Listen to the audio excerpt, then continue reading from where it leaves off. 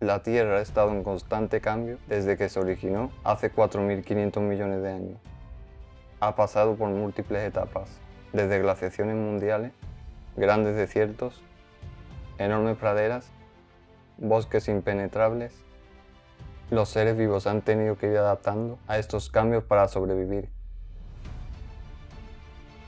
Hoy os hablaré sobre un ecosistema que cedió hace 20.000 años, en una Tierra muy distinta a la que conocemos hoy en día.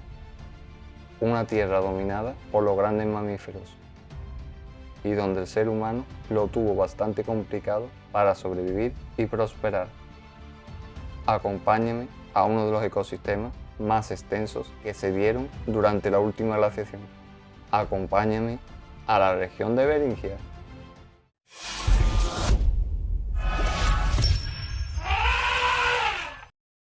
Es difícil de imaginar, pero el mundo era un lugar muy distinto al actual. Las condiciones de la Tierra de aquella época nada tienen que ver con las de hoy. Los estudios realizados nos dicen que fue un mundo mucho más frío y seco que el actual, debido a las duras condiciones climáticas de la última era glacial. Nos encontramos en la Tierra de hace 20.000 años, en un periodo conocido como Pleistoceno superior, que va desde hace 125.000 a 10.000 años. La temperatura media de aquel momento era alrededor de 6 grados inferior a la que hay hoy en día. Puede parecer una cifra un tanto pequeña para una edad de hielo, pero estamos hablando de temperatura media, es decir, que había lugares más templados y otros donde la temperatura era muchísimo más baja. Y si 6 grados menos provocaron una era glacial, no podemos desestimar que el aumento de 1,5 grados desde la era industrial también puede provocar cambios a nivel global. El Pleistoceno superior fue una era dominada por la megafauna, donde los grandes mamíferos se distribuían por todos los continentes, estando presentes en prácticamente todos los ecosistemas. En Europa y el norte de Asia, las manadas de caballos, bisontes, mamuts y renos campan a sus anchas por las estepas, siempre vigilados por un pequeño grupo de leones de las cavernas que están al acecho. Eran un poco más grandes que los leones africanos, con un pelaje mucho más grueso y blanquecino que les protegía del frío. Por otro lado, el sudeste asiático y la isla de Nueva Guinea y Australia formaban parte de una de las mayores selvas tropicales que han existido. En África, la selva tropical desapareció casi por completo del continente, a excepción de un puñado de enclaves a lo largo del río Congo y Guinea Occidental. Pasando al otro lado del mundo, en Norteamérica, encontramos una gran variedad de mamíferos, caballos, leones, mamuts, camellos. Sí has oído bien, en América había camellos. De hecho, los camellos son originarios de aquí y se distribuyeron por Asia y más allá, por el estrecho de Bering, que aparte de ser el ecosistema que vamos a ver hoy, servía como puente que unía Norteamérica con Asia. Sin embargo, con la llegada del ser humano, hace unos 16.000 años, tanto el camello como otras especies americanas se extinguieron.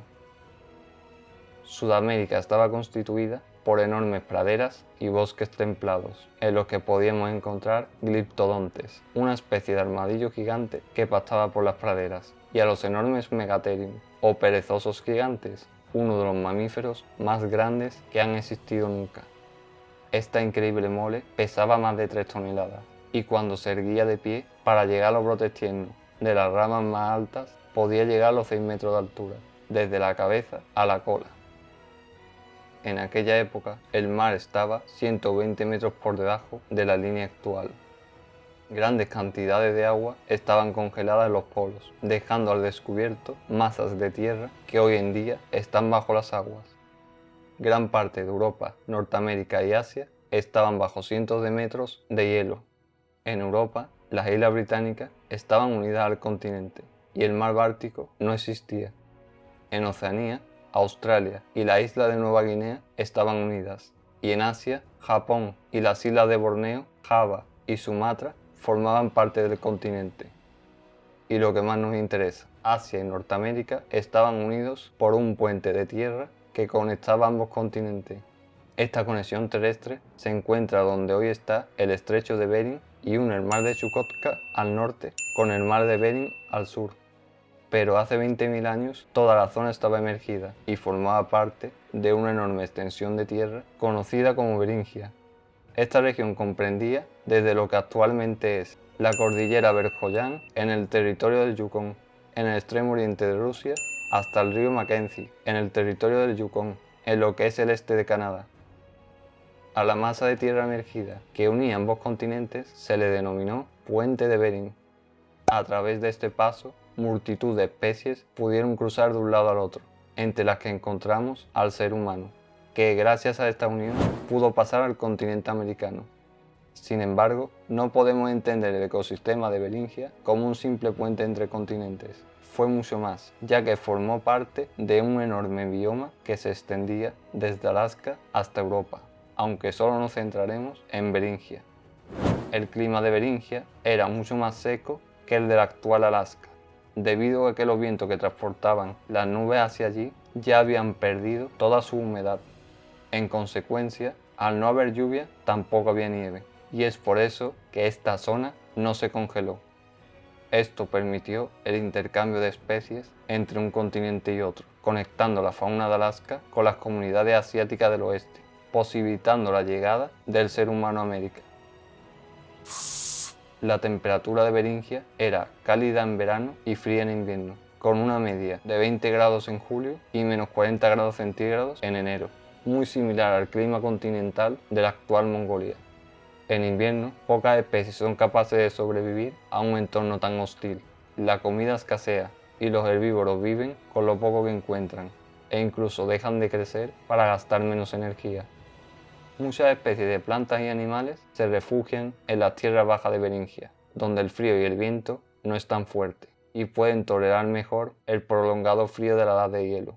Sin embargo, cuando llega el sol del verano, las condiciones son mucho más suaves. Praderas de flores silvestres cubren todo el terreno y manadas de caballos, bisontes, renos y mamuts pastan con tranquilidad. La región biológica de Beringia fue un ecosistema bicontinental dominado principalmente por la tundra. La tundra es una llanura cubierta de herbáceas de pequeño tamaño que se caracteriza por la falta de árboles, por un clima frío y ventoso y por la falta de precipitaciones. Este tipo de ecosistema suele estar cubierto de nieve durante gran parte del año, pero el verano trae consigo una explosión de vida. En la actualidad, el bioma de tundra se localiza en pequeñas zonas alrededor del Ártico, pero en un mundo más frío y seco, la tundra se expandió por todo el mundo. Hay que tener en cuenta que, como hoy la tundra se encuentra en latitudes altas, la cantidad de luz que obtiene el ecosistema es muy baja, por lo que el crecimiento de las plantas es escaso. Sin embargo, durante la edad de hielo, el permafrost llegó más allá del Ártico y cubrió gran parte de Europa y Asia. Al llegar la tundra casi al ecuador, el ecosistema obtenía más energía de los rayos de sol, por lo que los pastos eran mucho más productivos que la tundra moderna y podía albergar gran cantidad de animales herbívoros. En la inhóspita Beringia, cada kilómetro cuadrado podía mantener unas 10 toneladas de animales, equivalente a unos 100 renos, mucho más de lo que en la actualidad pueden sobrevivir en lugares fríos similares. La biomasa animal y la productividad de las plantas de la estepa fueron similares a la sabana africana actual. A este tipo de tundra de la edad de hielo se le conoce como estepa del mamut, pero no se llamó así porque solo vivieran mamuts. También había bueyes almizcleros, bisontes, rinocerontes lanudos, etc. Y una parte de esta estepa fue Beringia. A pesar de la dificultad que entrañaba sobrevivir en la Beringia de la edad de hielo, lo cierto es que multitud de especies de flora y fauna se adaptaron con bastante éxito y prosperaron. Como ya sabemos, el principal bioma fue la estepa de los mamuts, dominada por pastos, hierbas y arbustos de pequeño porte como el abedul y el sauce enano, que aguantaron el frío y el viento del duro invierno. La mayor parte de la fauna estaba compuesta por grandes congregaciones de herbívoros como mamuts, bisontes, renos y bueyes almizcleros, que emigraban a la zona durante las épocas estivales cuando la temperatura era más agradable para poder pastar. Pocos habitantes del lugar eran capaces de resistir todo el año, y más si cabe, al duro invierno de Beringia, donde prácticamente no había nada que comer. los únicos que los conseguían eran los caballos de Alaska, unos caballos parecidos a los actuales caballos de Przewalski, que se alimentaban de tallos secos y desecados que habían quedado del verano. Estos herbívoros servían de alimento para los grandes carnívoros que merodeaban por las vastas llanuras de Beringia. El mayor de ellos fue el oso de cara corta, un enorme carnívoro que podía llegar a pesar 1 tonelada, 4 veces más que un oso pardo macho adulto. Se alimentaba tanto de pequeñas presas como de grandes, así como algunas especies de plantas, pero la población de Beringia seguramente sería carnívora, debido a la falta de vegetación en el suelo, así que cazaría las presas más grandes y lentas como los mamuts. También había otros depredadores más pequeños como el león de Beringia, una subespecie de león más pequeño que sus primos europeos y americanos, y cánidos como el lobo gigante, que a pesar de tener este nombre no era más grande que el lobo gris, aunque eso sí, era más robusto, con patas más cortas, mandíbulas más potentes y adaptados a las estepas de la era glacial, como la de Beringia. De todas estas especies que antaño vagaban por las estepas de los mamuts, pocas se adaptaron. En Alaska solo ha sobrevivido el reno, el oso pardo y huellas en miscleros, y este último solo mediante reintroducción. El paisaje de Beringia finalizó hace 11.000 años, con el fin de la última era glacial. El aumento de las temperaturas derritió parte de la capa de hielo que cubría el hemisferio norte, provocando el aumento del nivel del mar, inundando el puente terrestre y acabando así con la continuidad de un paisaje tan próspero como había sido Beringia. La desconexión de Alaska con el resto de Asia fragmentó el bioma estepario y las especies adaptadas al frío, que antiguamente podían migrar, ya no podían hacerlo. Y si una especie se extingue localmente, no puede ser repuesta por otro individuo de otro lugar.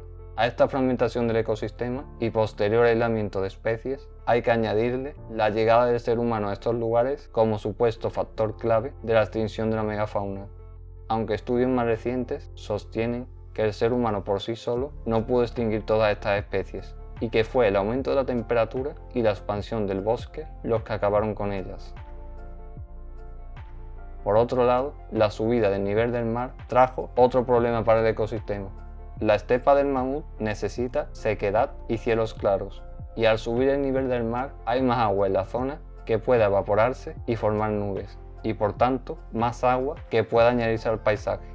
Cuando los veranos son cálidos y húmedos, el suelo tiene menos capacidad para drenar el agua, que se acumula y se van formando ciénagas.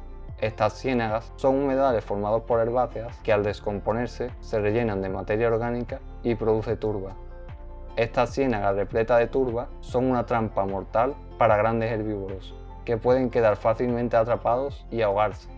Barreras casi inexpugnables para las manadas migratorias de caballos y renos, donde cruzar se convirtió en una tarea bastante complicada. Donde antes había suelo duro y cubierto de hierba para pastar, ahora hay un humedal blando e intransitable, donde obtener alimento se convierte en algo muy difícil debido a que las plantas de turberas son muy poco nutritivas. A medida que Beringia se sumerge, aparecen especies que toleran mejor la humedad. En algunos lugares proliferan árboles como abedules, alisos y sauces. Afortunadamente, la estepa de los mamuts todavía no ha desaparecido del todo. Todavía quedan pequeños lugares en partes aisladas de Siberia. En la Alaska actual, la poca vegetación y el suelo húmedo no permite que los caballos salvajes puedan vivir en ella. Sin embargo, otras especies, como los renos y los bueyes miscleros, sí son capaces de sobrevivir en estado salvaje, porque ya habitaban las zonas más húmedas de la estepa del mamut, y el cambio a un ecosistema húmedo no les fue tan mal. Esto ha sido todo, espero que os haya gustado y si queréis que haga vídeos similares, escribidmelo en los comentarios. Un saludo y nos vemos muy pronto. ¡Adiós!